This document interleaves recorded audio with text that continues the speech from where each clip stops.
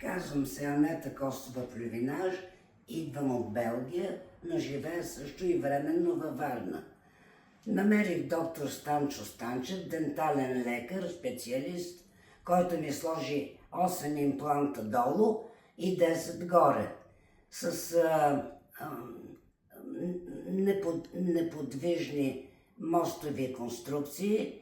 Работата за няколко дена свърши. Много съм доволна, намерих си усмивката, чувствам се щастлива, радостна. Много съм доволна. Това е, което искам да кажа. Докторът е много добър дентален лекар. Здравейте! Казвам се Юлия Йончева и живея от около 30 години в Виена. Имах проблеми с пародонтозата от около 15-20 години, може би, които трудно се поддаваха на овладяване и от година на година положението ставаше все по-зле.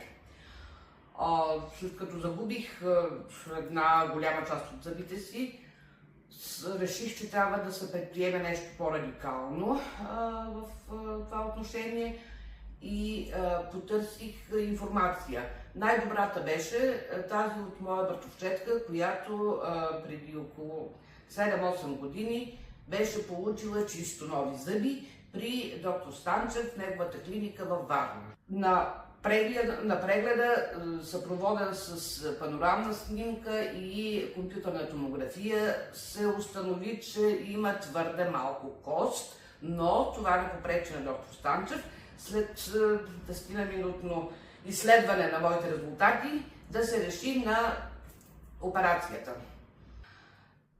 На първия ден получих импланти на горната челюст, на втория ден на долната челюст и след още 2-3 дни аз получих прекрасни протези.